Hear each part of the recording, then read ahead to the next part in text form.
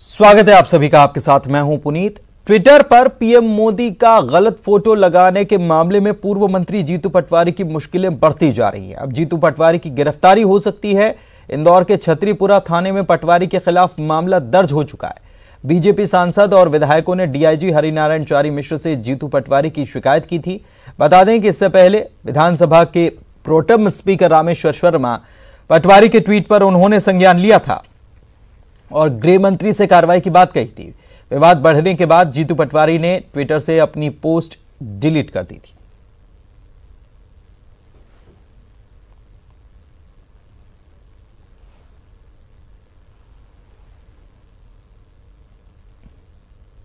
दुनिया में सबसे ज्यादा मार्फिंग करने वाली पार्टी भारतीय जनता पार्टी, जिसका खुद ने माना कि राहुल जी के कई वीडियो एडिट करे, कई चीजें एडिट करने का काम, एक छोटी सी चीज पे इतनी घबराहट की क्या बात है और इतनी जल्दी, और चाहे कितनी एफआईआर कर ले इस देश के मूल मुद्दों को, क्योंकि उनका जो मूल ट्वीट था वो मूल मुद्दों पे था कि रोजगार की बात करो, लोगों के रोटी कपड़े मकान की बात करो, लोगों को कैसे उनके अधिकार मिले उनके ऊपर बात करो। पर भारतीय जनता पार्टी उसके ऊपर ध्यान देने की बजाय लगातार माफिया राज जो उनके राज में बढ़ता जा रहा है उस पर ध्यान देने के बजाय इधर उधर की बात करती है और पार्टी एकत्रित होकर ये उससे घबराती है, क्योंकि जीतू पटवारी जी लगातार उनके ऊपर सवाल उठाते हैं। तो मुझे लगता है कि मार्फिंग के बादशाह लोग अगर छोटी मोटी मार्फिंग के ऊपर ये कर रहे हैं तो मुझे लगता है कि गड़बड़ बात है। स्पष्ट है, मूल मुद्दों पर बीजेपी ध्यान दे तो ज्यादा बेहतर। ये आदतन साइबर अपराधी हो चुके हैं। गलती माफ की जा सकती है, क्षमा की जा सकती है, लेकिन इस प्रकार की प्रवृत्ति को नहीं।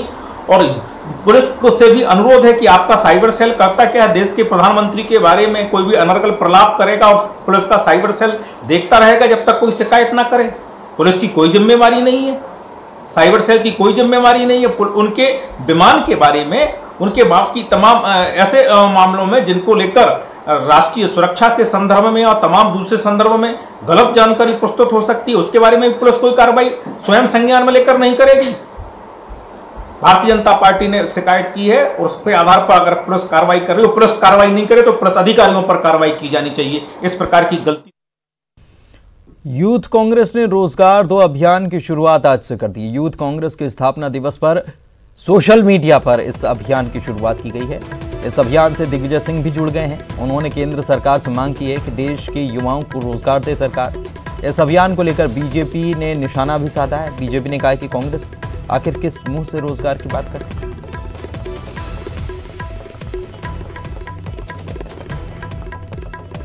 बड़े लोकतांत्रिक संगठन यूथ कांग्रेस का 60वां स्थापना दिवस और युवाओं की सबसे बड़ी आवाज आज की तारीख में बेरोजगारी है।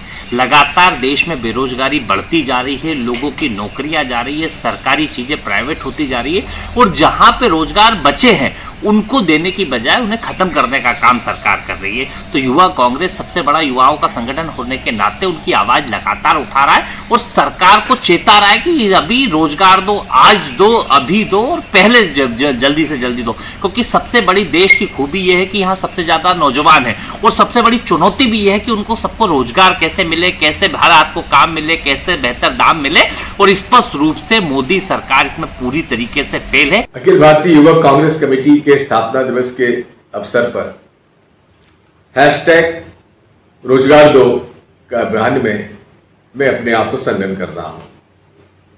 नरेंद्र मोदी जी ने वादा किया था हर साल 2 करोड़ लोगों को रोजगार देंगे।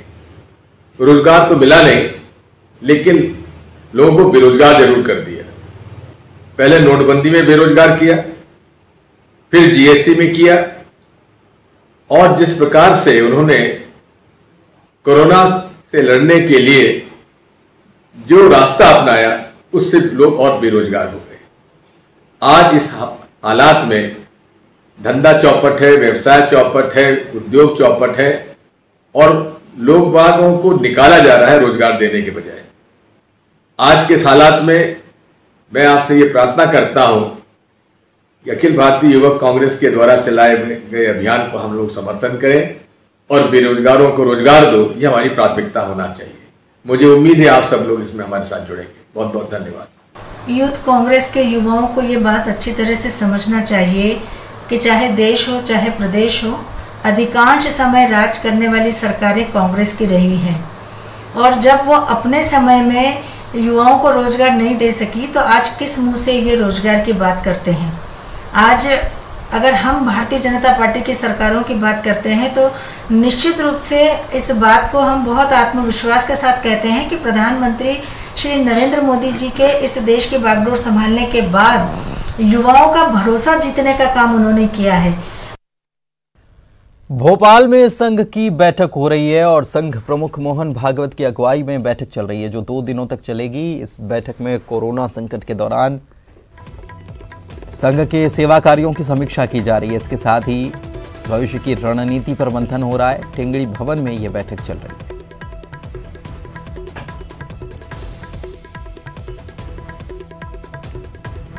में संघ की एक अहम बैठक हो रही है। इस बैठक में खुद संघ प्रमुख मोहन भागवत शामिल हो रहे हैं। हम इस वक्त उसी ठेंगड़ी भवन के बाहर मौजूद हैं जहां पर ये बैठक इस वक्त चल रही है। आप देख सकते हैं कि किस तरीके से सुरक्षा के कड़े बंदोबस्त यहां पर बैठक को लेकर किए गए हैं।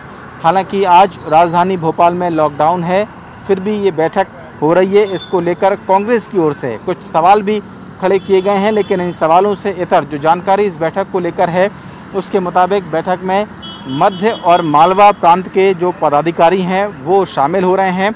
मोहन भागवत जो कोरोना काल रहा उस दौरान संघ के सेवा कार्यों की समीक्षा कर रहे हैं और साथ ही साथ आने वाले दिनों में संघ की भूमिका आखिरकार क्या होगी उसको लेकर भी यहाँ पर चर्चा की जाएगी।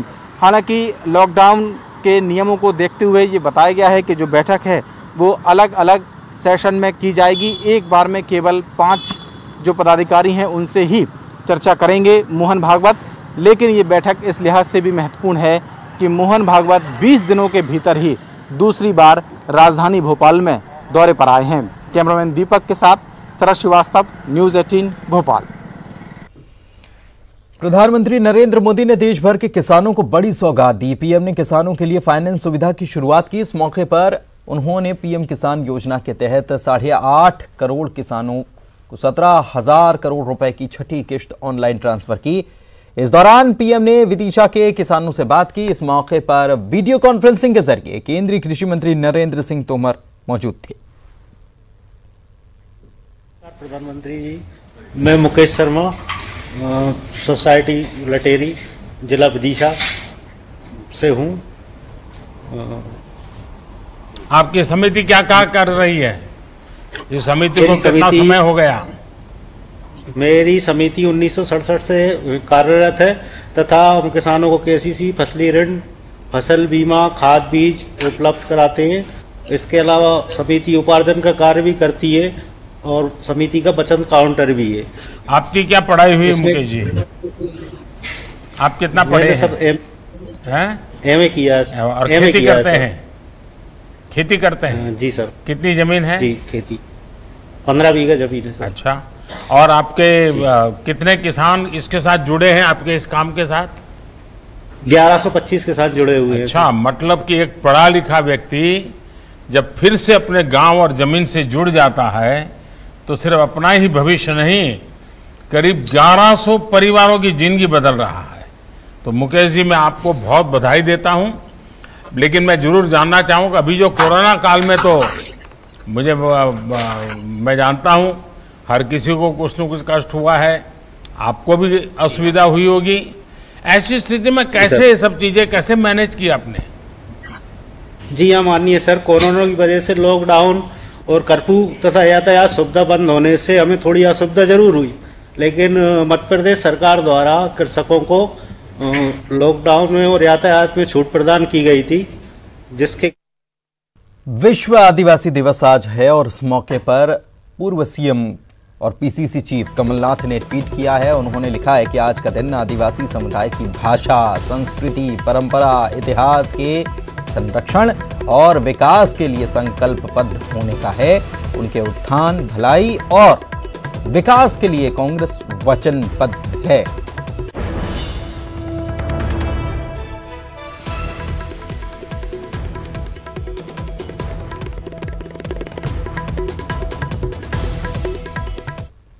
आदिवासी दिवस पर कमलनाथ के आदिवासी विधायकों से चर्चा भी हुई। वर्चुअल बैठक के जरिए विधायकों से वे रूबरू हुए आदिवासी विधायकों ने कमलनाथ पर भरोसा भी जताया। कमलनाथ ने कहा कि कांग्रेस की प्राथमिकता में आदिवासी हैं और सत्ता में अगर आए तो रोजगार में आदिवासियों को प्राथमिकता दी जाएगी। कमजोर वर्ग के लिए कांग्रेस काम करेगी, ये बात है।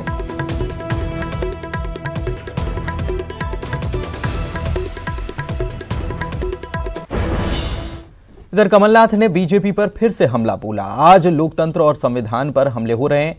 उन्होंने कहा है कि कांग्रेस ने चोरों से देश को बचाया था, अब सौदागरों से लोकमत बचाएगी। निवास पर स्वतंत्रता सेनानियों के सम्मान कार्यक्रम में उन्होंने ये बातें कही।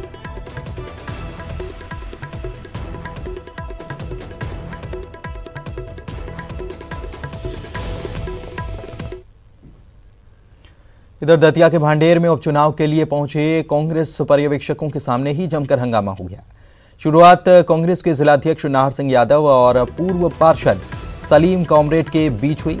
सलीम कामरेड के द्वारा कांग्रेस जिलाध्यक्ष को भाजपा का एजेंट कहने के बाद हुए विवाद में हाथापाई की नौबत आ गई। वरिष्ठ नेताओं के हस्तक्षेप के बाद बमुश्किल मामला शांत हो सका।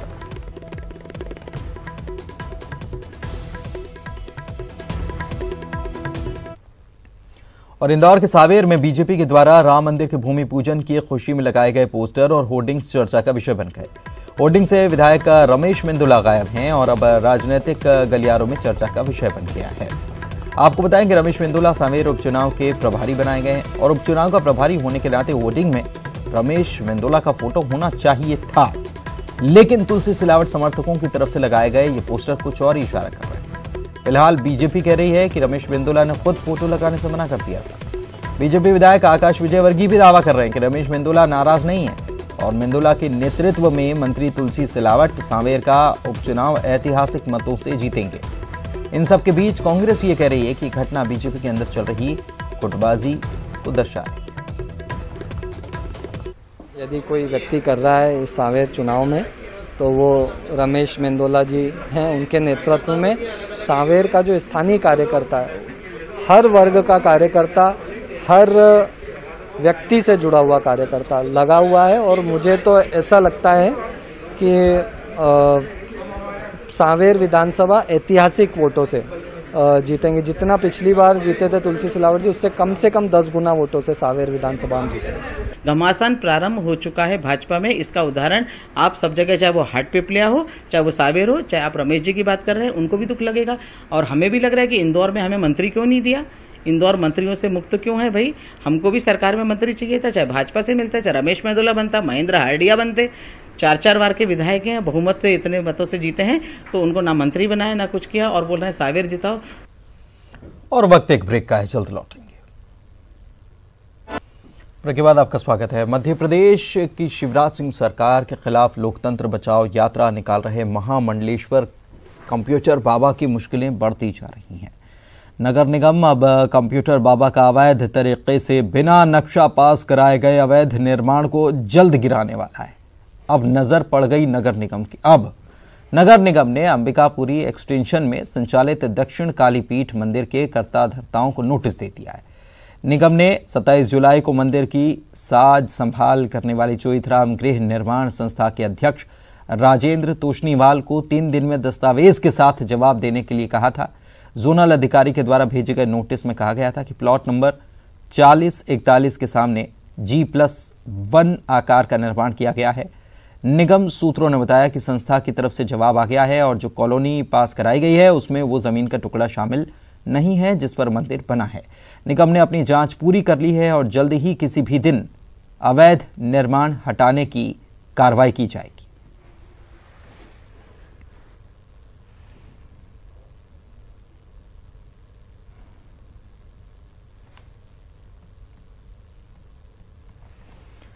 भिंड में रफ्तार का कहर देखने को मिला। 3 लोगों की मौत हो गई। तेज रफ्तार बेकाबू ट्रक ने बाइक को टक्कर मारी है और बाइक सवार 3 लोगों ने अस्पताल ले जाते समय दम तोड़ दिया। गंभीर हालत में ग्वालियर रेफर किया गया था। ग्वालियर ले जाते समय रास्ते में ही मौत हो गई। इसके बाद ग्रामीण काफी गुस्से में आ गए, हाईवे पर पहुंच गए, जमावड़ा हो गया, जाम लगा दिया। गोहद इलाके के सरवा गांव के ये पास की ये घटना है। नेशनल हाईवे 92 का ये मामला।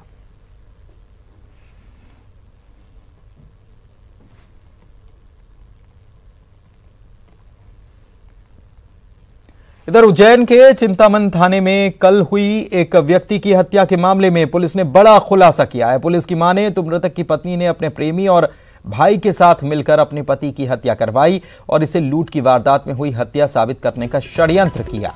खुलासे के बाद पुलिस ने मृतक की पत्नी समेत भाई और प्रेमी को गिरफ्तार कर लिया और मामले में एक आरोपी अभी फरार है। पुलिस ने 35,000 रुपए के साथ सोने चांदी के जेवर और एक बाइक भी बरामद की।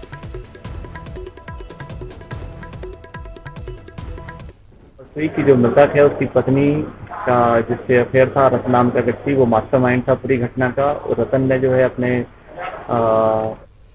और सीधे रायपुर लिए चल रहे हैं भूपेश बघेल। मुख्यमंत्री कुछ कह रहे हैं, जिसमें प्रत्येक गांव में समूह का गठन होगा, जिसमें युवाओं को प्राथमिकता होगी। प्रत्येक समूह में 10 से 15 लोग सदस्य होंगे। अनुसूचित क्षेत्र के 10,000 गांवों में समूह का गठन कर 5 से 6 लाख लोग जुड़ेंगे। प्रत्येक समूह में प्रत्येक परिवार को जोड़ने का लक्ष्य, जिसमें 19 लाख परिवार जुड़ेंगे। वन वृक्ष प्रबंधन का अधिकार समूह को प्रदान किया जाएगा, जिसे वन क्षेत्र में वृक्षों के वनोपज संग्रहण कर आर्थिक लाभ लिया जा सकेगा। वनोपज खरीदी की व्यवस्था समूह के माध्यम से की जाएगी, जिसे वनोपज का सही मूल्य मिल सके। समूह के माध्यम से स्वरोजगार के अवसर, वनोपज के मार्केटिंग की व्यवस्था, वनोपज प्रोसेसिंग यूनिट की स्थापना, अनुसूचित क्षेत्र के प्रत्येक ब्लॉक में वनोपज प्रोसेसिंग यूनिट की स्थापना का लक्ष्य रखा जाएगा। इस अवसर पर इंदिरा वन मितान योजना की भी मैं घोषणा करता हूं। बहुत बहुत धन्यवाद।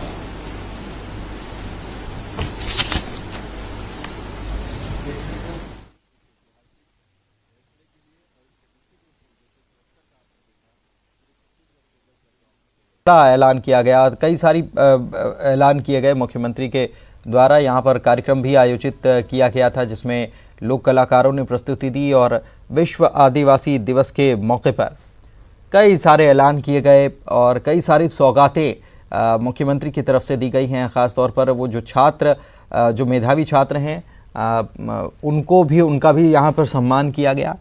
इसके अलावा सौगातें शुभारंभ भी आज के दिन किया गया। भूमि पूजन भी ई भूमि पूजन के माध्यम से किया गया और यहाँ इस मौके पर जो प्रदेश के मंत्री जो हैं, तमाम मंत्री वे मौजूद थे और उन्होंने यहाँ पर जो लोक संस्कृति की छटा यहाँ पर बिखरी, तो उसमें वो भी डांस करते हुए इसमें नजर आए थे। बैतूल में 27 जून के दिन चिचौली थाना क्षेत्र के महूपानी इलाके में हुई हत्या की वारदात का खुलासा हुआ है। इस वारदात में 7 आरोपी हैं, जिन्होंने एक युवक को शराब पिलाने के बहाने बुलाकर उसकी हत्या कर दी। मृतक युवक के मुख्य आरोपी की बहन से प्रेम संबंध थे, जो आरोपी को नापसंद था और उसने अपने रिश्तेदारों और दोस्तों के साथ मिलकर सुनियोजित तरीके से उसकी हत्या कर दी। 43 दिनों तक चली लगातार तफ्तीश के बाद मुख्य आरोपी समेत 5 लोगों को पुलिस ने गिरफ्तार कर लिया है। अभी एक आरोपी और है जो फरार है और महिला के भाई ने पूरी वारदात को स्वीकार भी कर लिया है। के साथ संबंध था और वो हमारे समाज के नहीं था, दूसरे समाज का था। अच्छा, इसलिए मार? हाँ, इसलिए तो उसका मेरा साला के साथ उसका थोड़ा था। तो समाज का होता तो नहीं मारते सर, लेकिन दूसरा समाज का था। महिला से दोस्ती होने के कारण महिला के जो परिवार के लोग थे वो काफ़ी अप्रसन्न थे इस व्यक्ति से। काफ़ी वाद विवाद इस बात को लेके लगातार हो रहा था। जो मृतक है राजेश सलामे, उसने इनके परिवार का कुछ चना वगैरह भी चोरी करके और दारू वगैरह पिया। इस तरह की छोटी मोटी छुटपुट घटनाएं लगातार हो रही थी। तो जो महिला है उसके जो रिश्तेदार हैं उन्होंने मिलके वेल प्लान तरीके से इसको मृतक को ले गए जंगल में, दारू पिलाया इसको और फिर इसका गला घोटा गया और फिर मोटरसाइकिल से ले जाकर इसकी बॉडी को डिकम्पोज होने तक छिपा के रखा, ताकि इसका आइडेंटिफिकेशन होना भी बहुत मुश्किल हो। मंडला के घुघरी विकासखंड के सामुदायिक अस्पताल में भीषण आग लग गई। आग बुझाते वक्त अस्पताल के 3 कर्मचारी भी बुरी तरह से झुलस गए, जिन्हें इलाज के लिए अस्पताल में भर्ती कराया गया। जानकारी के मुताबिक यह हादसा बीती रात करीब 2 बजे के आसपास हुआ, जहां पर शॉर्ट सर्किट के चलते आग लगी। आग लगने के वजह से सामुदायिक स्वास्थ्य केंद्र के 3 कमरे, वैक्सीन, दवा वितरण और पैथोलॉजी कक्ष जलकर पूरी तरह से खाक हो गए। फिलहाल अब इस पूरे हादसे की जांच की जा रही है।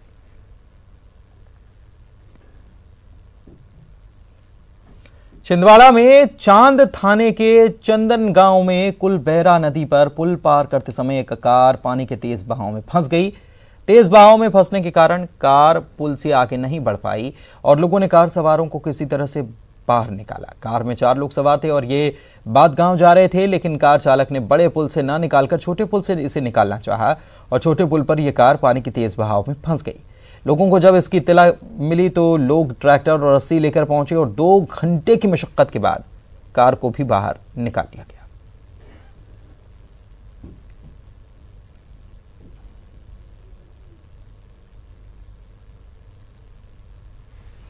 परिवहन विभाग की चौकियों से हो रहे भ्रष्टाचार, मध्य प्रदेश में डीजल पर लग रहे सर्वाधिक वैट समेत 4 सूत्रीय मांगों को लेकर मध्य प्रदेश के सभी ट्रांसपोर्ट संगठन 10 से लेकर 12 अगस्त तक पूरी तरह से माल परिवहन नहीं करेंगे। उन्होंने माल की बुकिंग भी बंद कर दी है, जिससे कि इमरजेंसी सेवाओं पर असर पड़ेगा।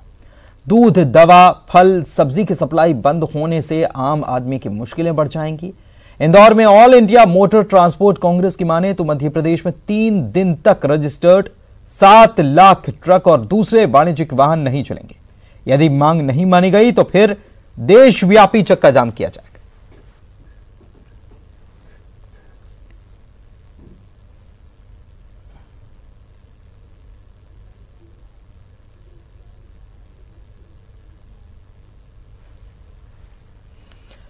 और इसी के साथ इस बुलेटिन में फिलहाल इतना ही। नमस्कार।